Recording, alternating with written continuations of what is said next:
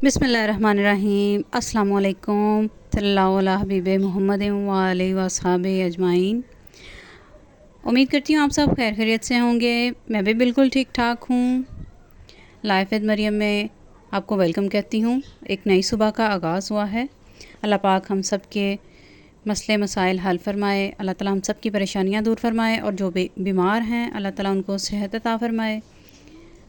अल्लाह ताला हम सब के बच्चों पर अपनी रहमत नाजिल फ़रमाए, सब के लिए आसानियाँ फ़रमाए। आज मैं मदर्स के फ़ेवरेट टॉपिक पर बात करूँगी और वो ये है कि हमारा बच्चा खाना नहीं खाता और उसकी क्या रीज़न्स हैं, क्या वजूहात हैं, उसके ऊपर आज हम बात करेंगे। बहुत से लोगों का कहना है कि बच्चे के सामने बहुत सी वैराइटीज़ रखें तो बच्चा कुछ ना कुछ खा लेगा, लेकिन मेरा नज़रिया इससे बहुत थोड़ा सा मुख्तलिफ है। देखें, वैरायटी ऑफ फूड्स की बात वो कर सकता है जो अफोर्ड कर सकता है।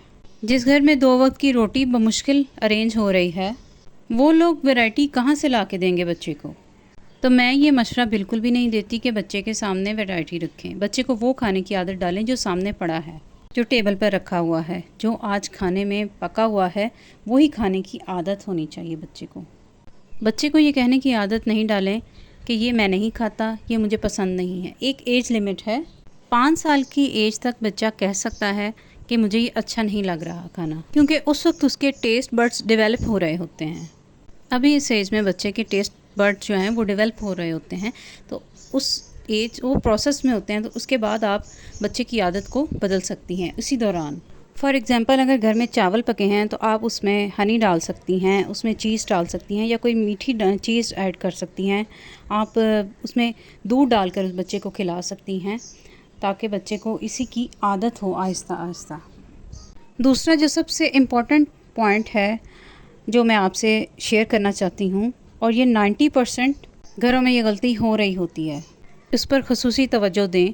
वो ये है कि जो फादर हैं उनका ऑफ़िस से वापसी का जो टाइम होता है वो लेट होता है, और बच्चों का और फादर का जो टाइम है वो स्केड्यूल टाइम जो है वो मैच नहीं कर पाता। तो बच्चे के सोने का टाइम होने लगता है, जिसकी वजह से वो मील पहले खाता है और फादर जो है वो बाद में।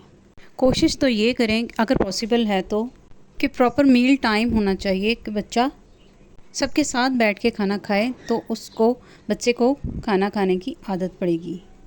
लेकिन यूजुअली मदर्स जो हैं वो बच्चे को अकेले बिठाकर खाना खिलाती हैं।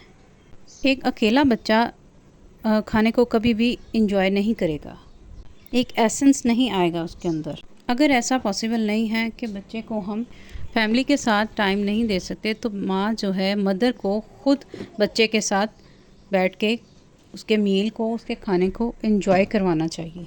10 मिनट 15 मिनट, और उस 10-15 मिनट में आप उसको कंपनी दें। आप बेशक उसके साथ कोई बात ना करें, लेकिन उसको ये एहसास होना चाहिए कि मेरे साथ कोई बैठा हुआ है।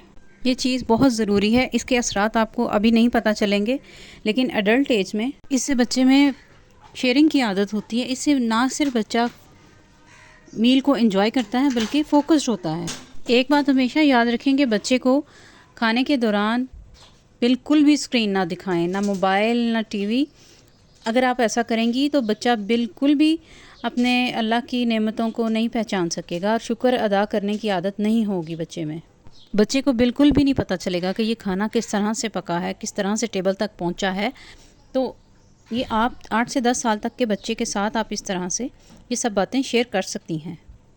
जो तीसरा मेन पॉइंट है वो बच्चे की है फ़िज़िकल एक्टिविटीज़ हैं। बच्चे की फ़िज़िकल नीड्स ज़रूर पूरी करें, स्पेशली बच्चों की ग्रोइंग एज में उनकी फ़िज़िकल एक्टिविटीज़ पर ज़्यादा तवज्जो दें।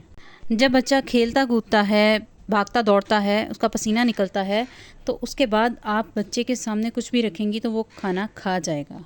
ये 2 घंटे की एक्टिविटी बच्चे को लाजमी मिलनी चाहिए। उसके बाद जब वो घर आएगा तो पेट भरकर खाना खाएगा। अगर बच्चा खाना खाए और साथ में लेट जाए, साथ ही लेट जाए, बिस्तर पर आराम करता रहे या कोई एक्टिविटी ना करे और दोबारा उसके आगे खाना रखेंगे, तो कभी भी बच्चा इस तरह से खाना नहीं खाएगा। यहाँ पर मैं कुछ लंच बॉक्स की आपको आइडिया दे रही हूँ कि इस तरह से मैंने आलू के कबाब बनाए हैं सिंपल, और इस तरह मैंने ब्रेड को टोस्ट करके ऊपर केचप लगाकर आलू का जो कबाब है इस तरह से पेस्ट कर दिया है, और उसके अंदर अंडा लगा रही हूँ। इस तरह मैंने ये सैंडविच रेडी कर लिया है। सिंपल सी ये रेसिपी है।